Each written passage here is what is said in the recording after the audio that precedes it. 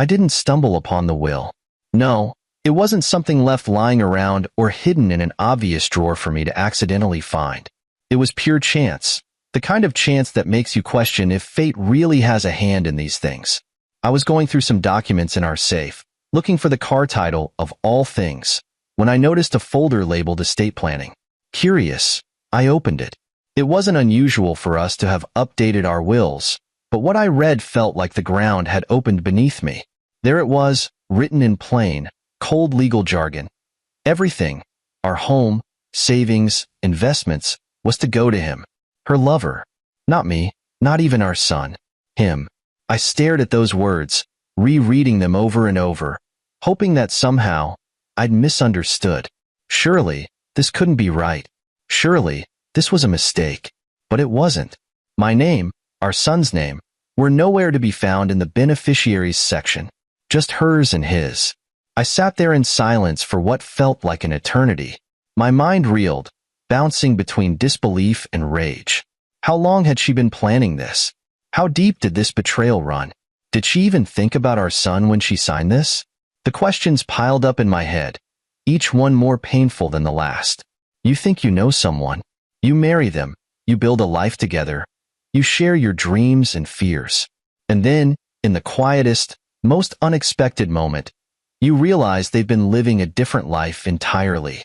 A life that doesn't include you or the future you thought you were building together. I didn't confront her immediately. No, I needed to process what I'd found. Confronting her in the heat of the moment would have been satisfying, sure. But this needed a plan. This wasn't just a fleeting argument or a disagreement over finances. This was betrayal on a level I never imagined possible. I spent hours piecing everything together, looking back on conversations, glances, absences that hadn't made sense at the time but now felt glaringly obvious. The weekend trips to visit her sister, the late-night phone calls she dismissed as work-related, the way she'd started dressing up more, even for mundane errands. It all clicked into place, forming a picture I didn't want to see but couldn't ignore. And then there was our son. The one person who should have been her priority, her focus. How could she look at him and decide he didn't deserve anything? He's our child, the very essence of what we built together. Yet, she chose a stranger. A man who wasn't there for his first steps, his first words, his scraped knees. A man who didn't help build the life we had. I thought about calling a lawyer, drafting my own counterwill, or taking steps to protect what I could. But then I realized something. I didn't want to play her game. I didn't want to fight for things, to reduce my life and my son's future to legal documents and courtroom battles. Instead, I decided to take back control in a way she wouldn't expect. That night, as we sat at the dinner table, she was her usual self, calm, smiling, oblivious. I watched her laugh at some stupid joke our son made about his school project, and all I could think was, how do you do it? How do you sit here and pretend to be a wife and mother when you've already chosen someone else? I didn't say a word, not yet, but I made up my mind. Whatever loyalty I'd felt, whatever sense of duty or obligation had kept me in this marriage, died that day. She didn't know it yet, but she just set fire to the very foundation of our lives. And me? I was done pretending to hold a bucket of water when all I wanted was to walk away and let it burn. So I let her laugh. I let her enjoy that dinner. Because soon enough, she'd see what happens when you gamble with someone's love and lose. It wasn't immediate. No, I let the discovery sit with me for a few days, like a splinter lodged deep under my skin. Every glance at her, every smile she gave me, every casual conversation felt like an insult. She was so calm, so oblivious, like she hadn't taken the life we built together and handed it over to a man who didn't deserve a cent of it. But the confrontation wasn't something I planned. Not exactly.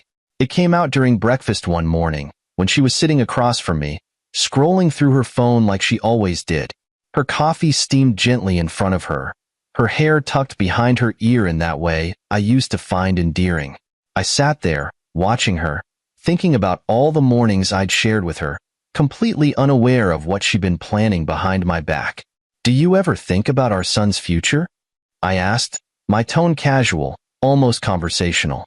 She looked up, startled by the sudden question.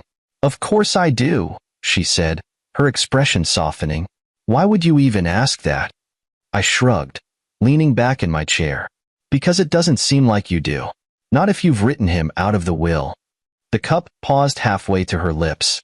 Her eyes darted to mine, searching for something, some indication of how much I knew. What are you talking about? She said, her voice feigning innocence, but I could see the flicker of panic in her eyes. I leaned forward, keeping my voice calm, steady. I found the will, Sarah. The one where you leave everything to him. The silence that followed was deafening. She set the cup down slowly, her fingers trembling just enough for me to notice. Don't bother denying it, I said, cutting her off. I read it, every word. Her mouth opened and closed like a fish gasping for air. It's not what you think, she finally said, her voice weak, defensive. Really? Because it seems pretty clear to me. You've decided that our son doesn't matter, that I don't matter. You've handed everything we worked for over to your lover. Tell me, Sarah, what part of this am I misunderstanding? Her face hardened then, her defensive posture shifting into something more aggressive. You don't understand, she snapped. Tommy doesn't need it. He'll be fine. And as for you, she stopped herself, but it was too late. As for me, what? I demanded, my voice rising. What? I'm expendable? Disposable? A stepping stone for you to give everything to some man who's done nothing for this family? You're blowing this out of proportion, she said, her tone dismissive, like I was a child throwing a tantrum. It's just a will. It's not even finalized. I laughed then, a bitter, humorless sound. So you're saying I should feel better because you haven't signed it yet?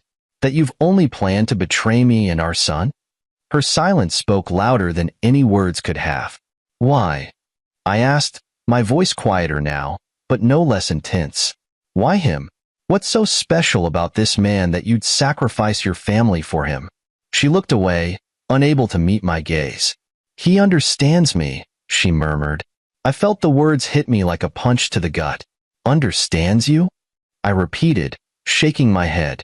Sarah, I've been here, every day, every step of the way. I've stood by you, supported you, loved you.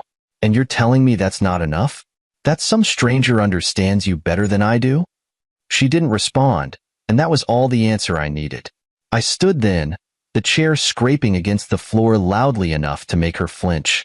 I'm done, Sarah, I said, my voice steady but cold. I'm done fighting for a family that you've already decided doesn't matter to you. You've made your choice, and now I'm making mine. Her eyes widened, panic finally setting in. What are you saying? I'm saying that you can keep your lover, your will, and your plans for a future that doesn't include me or our son. But you'll do it without my help. I'm cutting all ties, Sarah. No more support, no more money.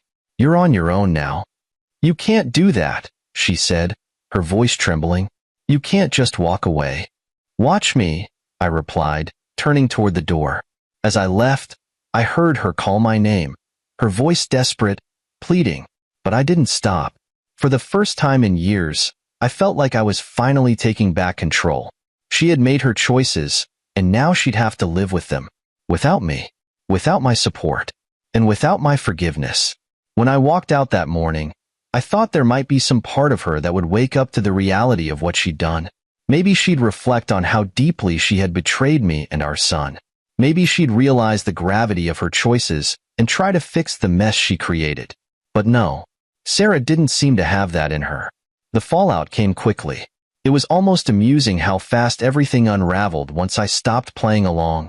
For years, I'd been the one holding the strings together, paying the bills, managing the mortgage, ensuring there was always food on the table. And now, with me out of the picture, the cracks in her carefully curated world began to show. The first call came less than a week after our confrontation. I recognized the number instantly, but I let it ring. She left a voicemail, her voice calm and measured at first. Hey, I just noticed the bank transfer didn't go through this month. Probably some kind of glitch, right? Could you take care of it? Thanks. I didn't respond. The second call came a few days later. This time, her voice was sharper, tinged with impatience. I've been trying to reach you. Why haven't you returned my calls? The money still isn't in the account. We have expenses, you know? Tommy's school fees, groceries, utilities. Call me back.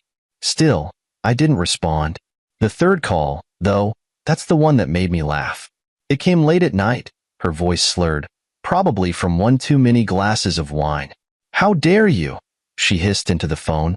How dare you just abandon us like this? After everything I've done for you. For this family, you have the nerve to leave us high and dry? You're a coward. Do you hear me? A coward.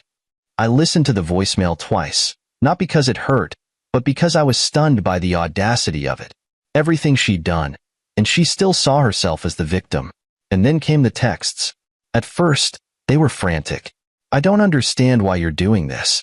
You're hurting Tommy more than anyone. Then they turned manipulative. What kind of father turns his back on his son? Don't you care about his future? And finally, they became downright threatening. If you don't send the money, I'll make sure everyone knows what kind of man you really are.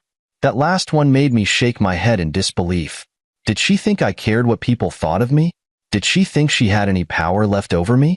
Meanwhile, the reality of her situation was setting in.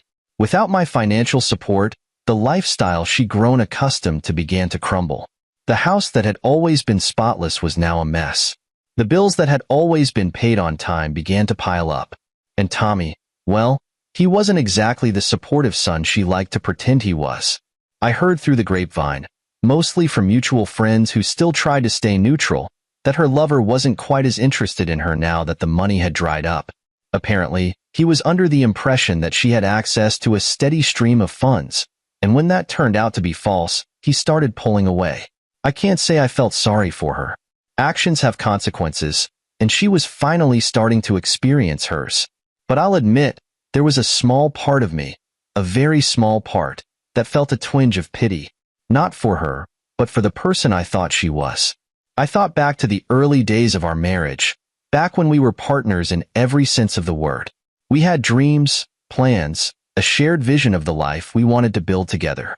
And for a while, it felt like we were on the same page. But somewhere along the line, she'd lost sight of all that. Or maybe she'd never really cared about it as much as I did. It was hard not to think about what could have been, about the life we could have had if she'd just been honest, loyal, and focused on our family. But those thoughts didn't linger long. I couldn't afford to dwell on the past, not when I had a future to build. I knew she would call again. I knew she would try every tactic in the book to get me to change my mind. But I also knew she was in for a rude awakening. She had spent years making me feel like I wasn't enough, like I didn't matter. Now, she was about to find out what life was like without me. So, when the phone rang again, her number flashing across the screen, I didn't answer. I didn't even listen to the voicemail this time. Instead, I poured myself a drink, sat back, and let the silence speak for itself. She wanted to know where her money was. She was about to find out what life felt like when there wasn't anyone left to bail her out. It was a month later when her desperation finally bubbled over. I'd been waiting for it, honestly. I knew Sarah well enough to understand that she wouldn't go quietly. The silence in the weeks following the fallout had been almost eerie, but I could feel the storm brewing, and I knew it was only a matter of time before it hit. The call came one evening while I was in the middle of cooking dinner. It was a simple pasta dish, not the kind of meal I used to make for family dinners when I thought those moments actually meant something. Back then, I would have been preparing enough for 3, ensuring everyone's favorite ingredients were included. Now, it was just me, and that was fine. The phone rang, her name lighting up the screen. For a moment, I considered letting it go to voicemail, but something told me to answer. I wiped my hands on a kitchen towel, took a breath, and hit the green button. "Where's my money?" That was the first thing she said. No greeting, no small talk. Just that sharp, demanding tone she always used when she thought she was in control. "Hello to you too, Sarah," I replied calmly, as if she hadn't just barked at me like I was an employee who missed a deadline. "Don't play games with me," she snapped. "The money didn't come through again this month. What's going on? Did you cancel the transfer?" "Yes," I said simply, stirring the sauce as I spoke. There was silence on the other end for a moment, but it wasn't the kind of silence that meant she was processing what I'd said. "No, This was the kind of silence that signaled the beginning of an eruption. "You canceled it?" she finally hissed, her voice rising with each word. "How could you cancel it? How are we supposed to survive? Do you have any idea what you've done?" I set the spoon down and leaned against the counter, letting her rant. I'd heard this tone before, the self-righteous fury, the entitlement, the refusal to acknowledge her own role in the situation. "Sarah," I said evenly when she finally paused to catch her breath, "you don't get to play the victim here. This is the bed you made, and now you get to lie in it." "What is that supposed to mean?" she demanded. "It means," I said, my voice steady, "that you made a will leaving everything to your lover. You chose him over our son, over me, over the family we built together. And now you're asking me to keep funding your life? To keep enabling your choices? No, not anymore. Tommy and I need that money," she shouted, her voice cracking. "You can't just abandon us like this. You're his father." "Am I?" I shot back, my tone sharper now. "Because for years, you've made it clear that I'm little more than an ATM to you. You didn't even think about our son when you decided to cut him out of the will. So why should I keep sacrificing for someone who doesn't care about me or him?" "You're being unreasonable," she said, her voice wavering now. "This isn't just about me. Tommy's 20 years old," I interrupted. "He's not a child, Sarah. He's had every opportunity to stand on his own 2 feet, but you've coddled him so much that he doesn't even know how to try. And let's not forget, he's been living rent-free in a house I paid for, eating food I bought, while I'm the one sending money every month. What, exactly, have you contributed to this equation?" She didn't answer. Instead, she tried a new tactic, pity. "I didn't mean for things to get this bad," she said, her tone softer now, almost pleading. "I was upset when I made that will. I wasn't thinking clearly. Please, can't we just move past this? For Tommy's sake?" I almost laughed. The audacity of her to invoke our son now, as if he hadn't been a footnote in her plans all along. "No, Sarah," I said quietly but firmly. "We can't move past this. This is the beginning of your suffering." The words hung in the air like a thunderclap. For the first time in the entire conversation, she didn't have a response. "Take care of yourself, Sarah," I said before hanging up. As I placed the phone back on the counter, I felt a strange sense of relief. This wasn't just about money or betrayal anymore. It was about finally drawing a line in the sand and refusing to let someone else trample over it. I returned to my dinner, the sauce simmering gently on the stove. For the first time in years, I felt like I was truly in control of my life again. And as for Sarah, she was finally learning what it felt like to live with the consequences of her actions. I didn't need to hear it from Sarah to know what was happening. The signs were written all over her voice during that last call, the desperation, the cracks in her resolve. I knew her lover wasn't the kind of man to stick around when things got tough. He was in it for the easy ride, the comforts I'd unknowingly provided. And now that those comforts were gone, I could imagine him realizing that Sarah wasn't the golden ticket he thought she was. It didn't take long before I started hearing whispers. People talk, even when you try to leave a mess behind. Mutual friends, neighbors, even her own family members dropped breadcrumbs, each one painting a picture of her unraveling life. "Did you hear about Sarah?" one old friend asked during a casual run-in at the grocery store. "I try not to," I replied, keeping my tone neutral. "Well, word is her boyfriend hasn't been around much lately. Guess he's been busy, if you know what I mean." The friend gave me a knowing look, and I couldn't help but smirk. Busy, right. That's what men like him always were. Busy when the money stopped flowing. Busy when their meal ticket dried up. Busy when they realized the real cost of sticking around. From what I gathered, it started with excuses. He'd show up late or not at all, claiming work or personal issues kept him away. Then came the days when he didn't bother answering her calls, leaving Sarah to stew in her frustration and confusion. I imagined her sitting in the house I had paid for, staring at her phone, waiting for a text or a call that would never come. Eventually, the excuses turned into outright avoidance. I learned from one of Sarah's relatives that he'd finally come clean. He wasn't interested in a woman who couldn't provide the lifestyle he wanted. He needed stability, he'd said, and Sarah just didn't have it anymore. Stability. What a joke. The irony wasn't lost on me. This man, the one she had chosen over me, the one she thought understood her, had shown his true colors the moment things got difficult. And where did that leave her? Alone, scrambling to hold onto a life that was crumbling beneath her. Part of me felt vindicated. It was hard not to, knowing that she was reaping exactly what she'd sown. But another part of me, a much smaller part, buried deep beneath years of resentment, felt a flicker of pity, not for her, but for the person she used to be. The woman I'd married, who I thought shared my values and dreams, was long gone.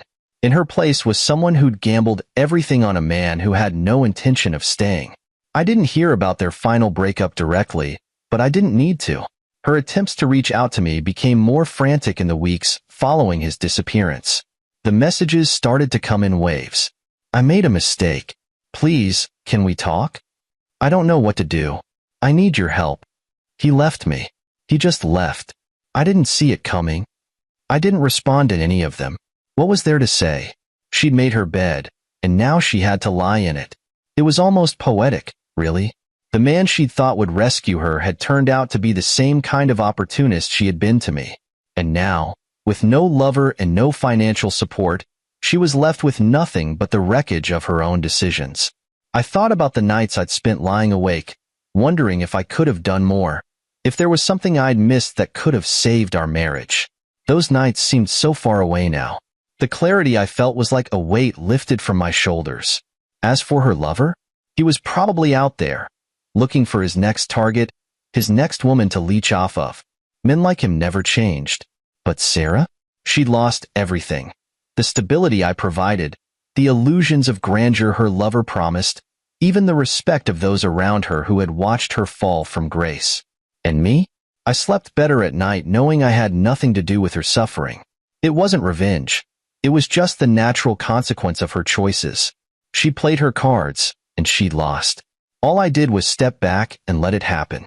In the aftermath of everything, I realized that the most important piece of this mess wasn't Sarah, her lover, or even me. It was our son. I'd spent so much time grappling with her betrayal and its fallout that I hadn't stopped to consider how all of this might affect him. Tommy had always been caught in the middle, an innocent bystander who didn't ask for any of this. But Tommy wasn't a child anymore.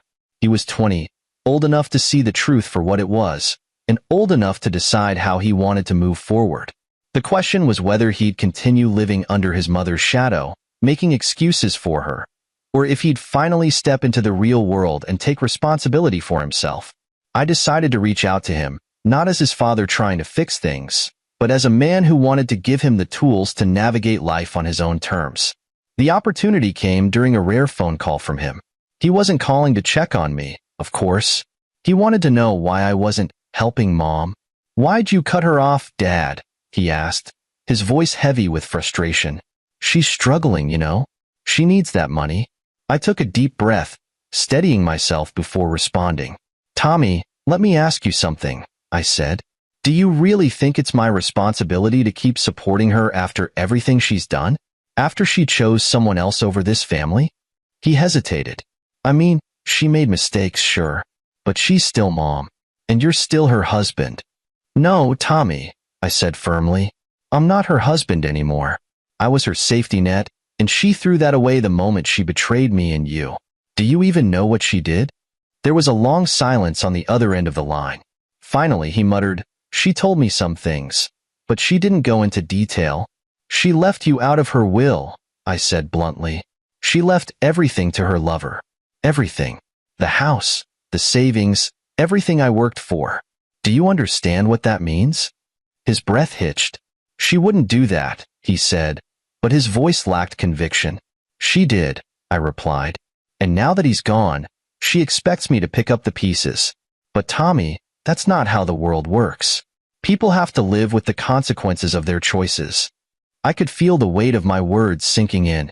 For the first time, I sensed that he was starting to see the bigger picture, the reality of his mother's actions and the impact they had on all of us. "But what about me?" he asked quietly. "I didn't ask for any of this." "No, you didn't," I admitted. "And I'm not abandoning you, Tommy. But I need you to understand something.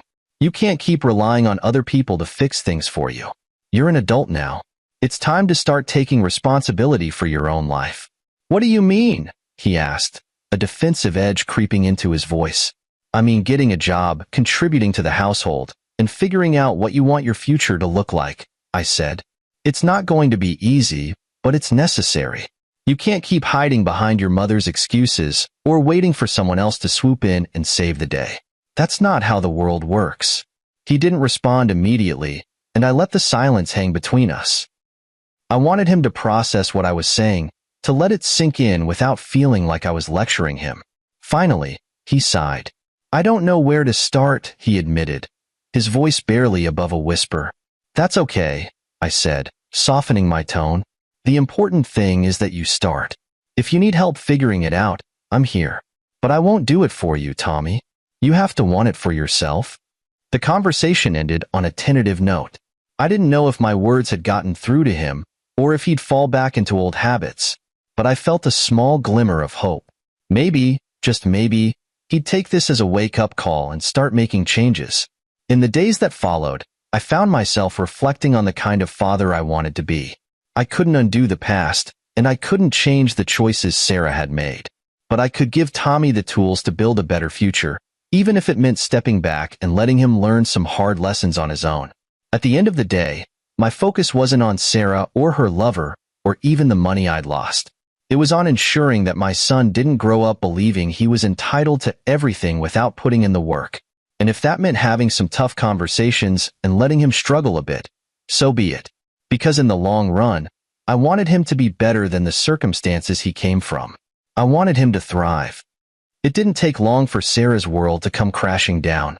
With no lover, no financial support from me, and no ability to sustain the lifestyle she had grown used to, she was left clinging to a life that was crumbling at the edges. The first cracks began to show in the little things. I heard from a mutual acquaintance that she was behind on her mortgage payments. Our house, was no longer the pristine home I had worked so hard to maintain. The lawn was overgrown, the paint was peeling, and the mailbox leaned at an awkward angle, a silent testament to her neglect. She tried to keep up appearances, of course. Sarah was always good at that. For the first few weeks, she posted pictures on social media of her and Tommy, smiling and laughing like everything was fine. But even those posts began to dwindle as the reality of her situation became impossible to hide. One day, I got a call from her sister, Linda. Linda and I had always been cordial, though not particularly close. But the concern in her voice was palpable. "Have you talked to Sarah lately?" she asked. "No," I replied bluntly. "Why?" "She's not doing well," Linda said, hesitating as if unsure how much to tell me. "I stopped by the house last week, and it's bad. She's behind on everything. Bills, groceries, you name it. The fridge was practically empty." I felt a pang of something. Not quite guilt, but not satisfaction either. I had expected things to get bad for her, but hearing it laid out like that was different. "She won't ask for help," Linda continued, "but it's obvious she's struggling. Tommy's not doing much, either. He just sits in his room all day, and Sarah, she looks exhausted. She's aged so much in the past few months." I didn't say anything for a moment. What was there to say? This was the life Sarah had chosen. She had pushed me away, made her decisions, and now she was living with the consequences. "Look, I know it's not my place," Linda said, her tone softer now, "but maybe you could, I don't know, help her out a little? Just until she gets back on her feet." I let out a bitter laugh. Back on her feet?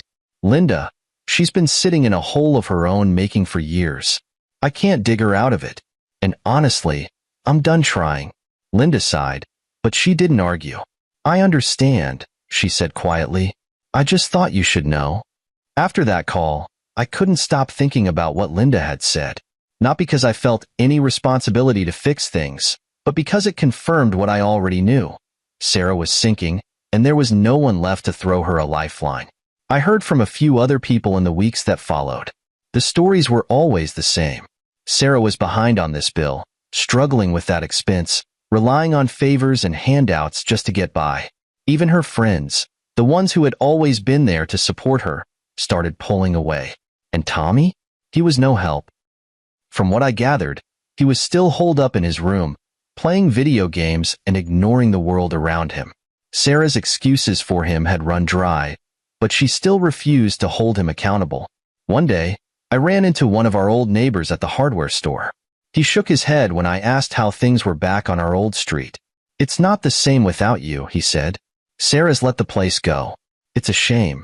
That house used to be the pride of the neighborhood." I didn't have the heart to tell him that the house wasn't really mine anymore, not in the ways that mattered. Sarah's downfall wasn't dramatic or sudden. It was slow, drawn out, and painfully predictable. Every decision she had made, choosing her lover over her family, prioritizing her wants over our needs, refusing to take responsibility, had led her to this point. And now, she was paying the price. I didn't revel in her suffering. I didn't need to. Watching from a distance, I saw the truth of it all. Sarah had spent years believing she could take and take without giving anything back. She had burned bridges, betrayed trust, and alienated the people who cared about her most. In the end, her downfall wasn't about losing money or status.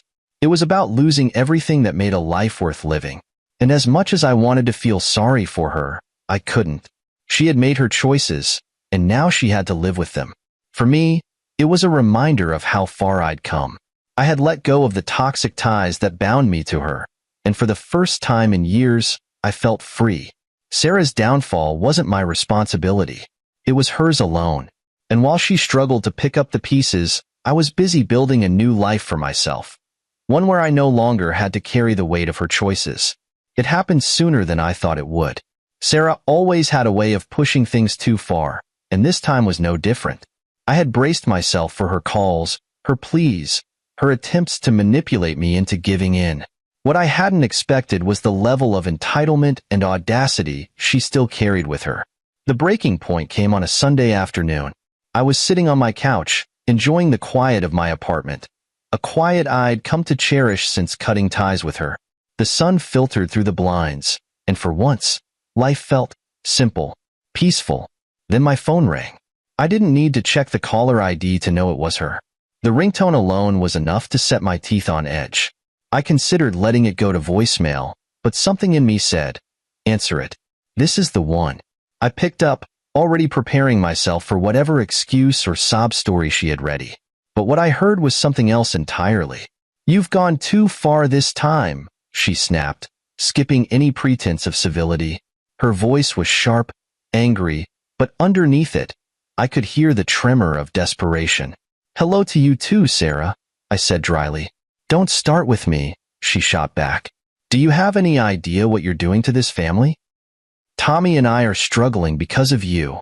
We can't pay the bills. We can't keep up with the mortgage." I cut her off. "You mean you can't keep up with the mortgage?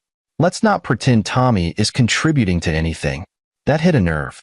I could almost hear her bristling on the other end of the line. "He's trying," she said defensively.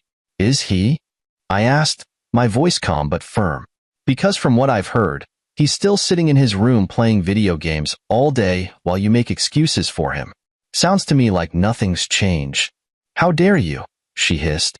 "He's your son, and you have a responsibility to help him." "No, Sarah," I said, my tone hardening. "I have a responsibility to teach him how to stand on his own 2 feet.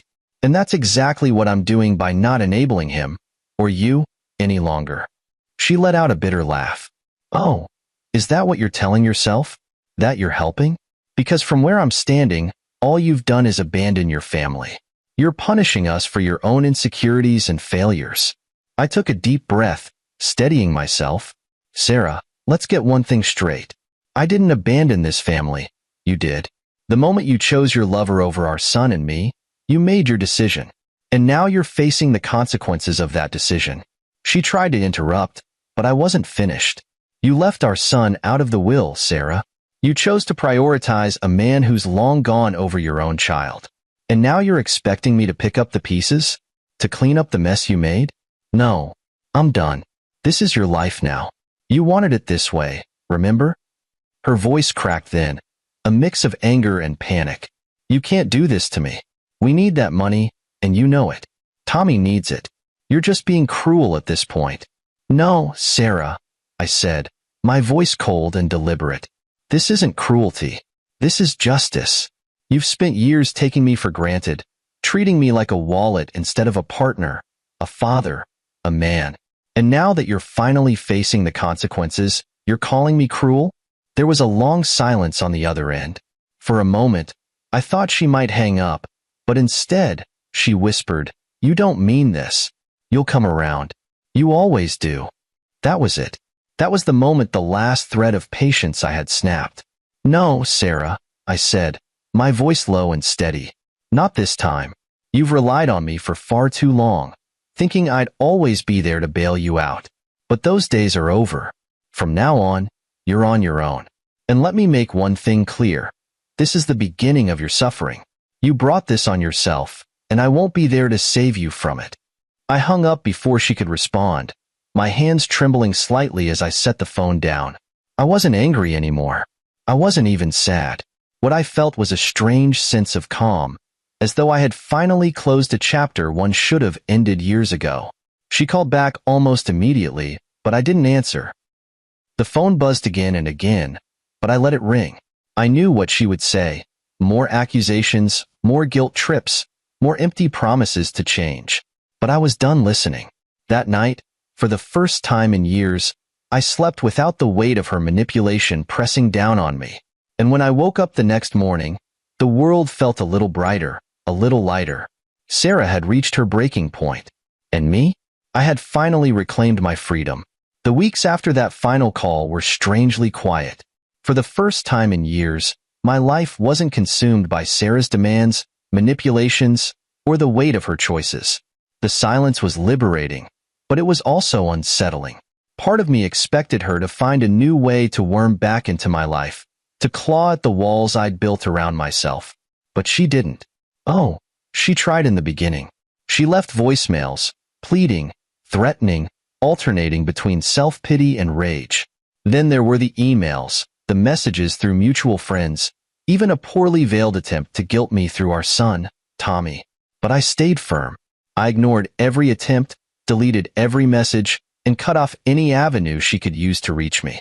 It wasn't easy at first. Decades of being the one who always fixed things, who always gave in, didn't disappear overnight. I had to remind myself daily that this wasn't just about protecting my peace. It was about finally breaking free of the toxic cycle she had kept me in for so long. Tommy was a different story. I couldn't cut him off completely, not without feeling like I was abandoning him. But I kept my boundaries firm. When he called, usually to vent about Sarah or complain about his situation, I listened, but I didn't offer solutions. "What do you expect me to do, Dad?" he asked one evening, his voice thick with frustration. "She's losing it, and I don't know how to handle it." "That's not your job, Tommy," I replied calmly. "You're her son, not her caretaker. She has to figure this out on her own. And so do you." It wasn't the answer he wanted, but it was the truth. I couldn't be their crutch anymore. They both needed to stand on their own feet, or fall trying. As for me, life began to open up in ways I hadn't expected. The $1,500 I used to send Sarah each month, that went into a savings account. For the first time in years, I started thinking about what I wanted. A bigger apartment? A new car? A long overdue vacation? The possibilities were endless, and each one felt like a step toward reclaiming the life I had sacrificed for so long. I started spending more time on hobbies I'd neglected. Reading, hiking, even trying my hand at cooking elaborate meals just for myself. It felt indulgent at first, but then I realized something. I wasn't being selfish. I was finally prioritizing my own happiness, something I hadn't done in decades. The closure I found wasn't just about Sarah or Tommy. It was about letting go of the guilt, the resentment, the endless feeling that I hadn't done enough. I had done more than enough. I had given everything I could, and when that wasn't enough for Sarah, I'd finally learned to walk away. I heard through the grapevine that Sarah was still struggling. The house was on the brink of foreclosure, and Tommy had moved out, though whether he left willingly or because they couldn't afford to keep him there, I didn't know. Her lover was long gone, and most of her friends had distanced themselves, tired of her constant complaints and demands. It wasn't my problem anymore. One day, while driving home from work, I passed a construction site with a large, "Now hiring," sign posted out front. For a brief moment, I considered snapping a picture and sending it to Tommy, a silent nudge to start taking control of his life. But then I thought better of it. They weren't my responsibility anymore. Not Sarah, not Tommy, not their problems. As I drove past, I felt a strange sense of peace. The weight I had carried for so long was finally gone. Their struggles, their choices, their suffering. It wasn't mine to bear. The $1,500 I used to send Sarah each month? It was now a down payment for a house of my own, a fresh start, a place that was mine, where I could build a future free of the shadows of my past. Looking back, I realized I wasn't just free from Sarah. I was free from the version of myself that had been willing to endure so much for so little in return. I had learned to value my own worth, to set boundaries, and to walk away when those boundaries were crossed. Sarah might still be waiting for me to come back, to save her from the mess she created. But I knew better. I wasn't her savior, and I wasn't her victim. I was just a man who had finally found the strength to choose himself. And for the first time in years, I was truly free.